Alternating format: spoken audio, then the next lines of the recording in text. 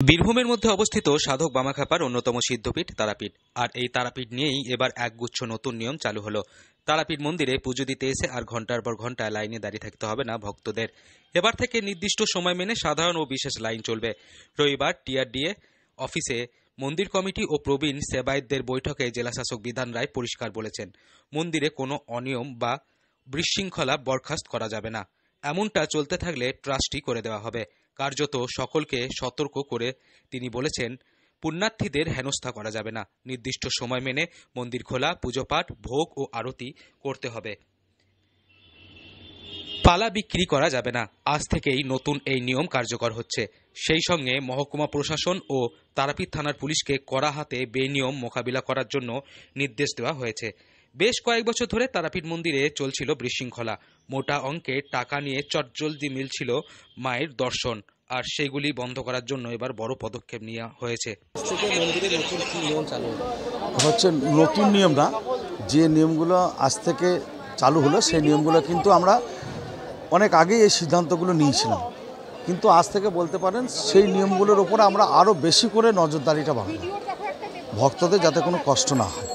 কারণ একটাই ছিল যে তারাপীঠকে নিয়ে একটা বার্তা ছিল যে এখানে দীর্ঘ সময় লাইনে দাঁড়িয়ে থাকতে হয়, লাইন চলে না, বা আরও নানা রকম কথা আমরা শুনেছি। সেই সমস্ত এই যে আমাদের পর্যটক ভরা মরশুম সিজন আসছে, এই 25শে ডিসেম্বর থেকে 1 জানুয়ারি, যে তারাপীঠে হাজার হাজার ভক্তরা মাথায় আসবে, সারা বছর তারাপীঠে ভিড় হচ্ছে, তাই তাদের কথা মাথায় চিন্তা করে আমরা যেমন মন্দির খোলার সময়, বন্ধের সময়, মায়ের ভোগের সময়, আরতির সময়, মায়ের শয়নের সময় আমরা কিন্তু যে রেজুলেশন আমাদের আছে সেইভাবে যাতে পালন করা যায় সেই বিষয়ের উপর আজ থেকে নজরদারি শুরু হয়েছে। এবং এদিকে দূরদূরান্ত থেকে আসা পুণ্যার্থীদের ঘন্টার পর ঘন্টা দাঁড়িয়ে থাকতে হচ্ছিল লাইনে। এই নিয়ে সেবায়েতদের সঙ্গে পুণ্যার্থীদের মারামারিও হচ্ছিল।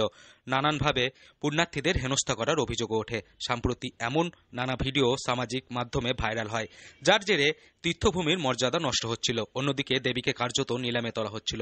সেবায়েতরা মোটা টাকার বিনিময়ে পালা বিক্রি করে দিচ্ছিলেন, আর সেই টাকা তোলার জন্য বিভিন্ন ক্লাবের টাকার অঙ্ক লাইন করে দেওয়া হচ্ছিল।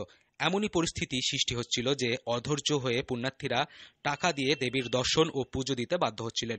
শুধু তাই নয়, নির্দিষ্ট সময়ে মন্দির খোলা হচ্ছিল না। দেবীর ভোগ না হতেই মন্দির চত্বরে ভোগ খাওয়ানো শুরু হয়ে যাচ্ছিল। প্রশাসনিক কর্মকর্তাদের মতে যা এক ধরনের প্রতারণা। এবার সেগুলির বিরুদ্ধেই এক কড়া পদক্ষেপ নেওয়া হয়েছে। সাধারণ মানুষ যারা সাধারণ লাইনে দাঁড়ায় তারাও যাতে দীর্ঘক্ষণ লাইনে দাঁড়িয়ে থাকতে না হয় সে বিষয়ে কিছু ব্যবস্থা নেওয়া হয়েছে। কারণ মায়ের কাছে আগে এসে আমরা গোলাপ জল থেকে শুরু করে, নারকেল পুজো থেকে শুরু করে, আলতা ঢালা থেকে শুরু করে, সিঁদুর সব কিছু হতো। এখন সেবায়েতরা সেই পুজোগুলো অর্পণ করবে, ভক্তরা মায়ের চরণ স্পর্শ করবে, গর্ভগৃহের ভিতরে ঢুকে বেরিয়ে আসবে।